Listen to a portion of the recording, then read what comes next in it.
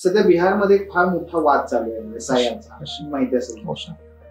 आणि भारतामध्ये एकूणच जी काही आकडेवारी गोळा केली जाते त्याबद्दल नेहमी साशंकता असते, माहिती किती खरी आणि किती खोटी याबद्दल, नाही का.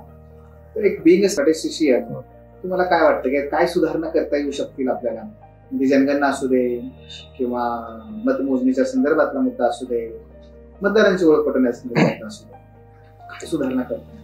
सर बेसिकली आपण SRS वापरतो यामध्ये, सॅम्पल रजिस्ट्रेशन सिस्टीम. तर त्यामध्ये पण आपण ते बेसिकली सॅम्पल रजिस्ट्रेशन सिस्टीम मध्ये मीन एरर ही कन्सेप्ट आहे. म्हणजे आपण ज्यावेळेस डाटा गोळा करतो तर त्यामध्ये एरर असू शकतो, किंबहुना तो असतोच. तर त्यासाठी अपडेटेड म्हणजे जर वेळेस म्हणजे कंटिन्युअस फॉलोअप घेतला पाहिजे डाटाचा सर्वे आणि ते अपडेट केला पाहिजे. ही एक बेसिक सुधारणा करता येऊ शकते.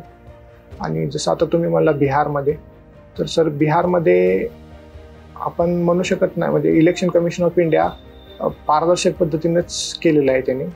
आणि त्यामध्ये काही म्हणजे ऑपोजिशनचं म्हणणं आहे की काही नावं हटवली गेली आहेत, पण त्यासाठी सर एक इलेक्शन कमिशन ऑफ इंडियाचं हँडबुक आहे प्रॉपर, आणि त्यानुसार ते काम केले जाते. आणि स्वतः आम्ही इलेक्शनमध्ये मी याआधी इलेक्शनमध्ये BLO म्हणून काम केलं आहे सर, आणि मला वाटत नाही की त्यामध्ये तितकं सतत आहे.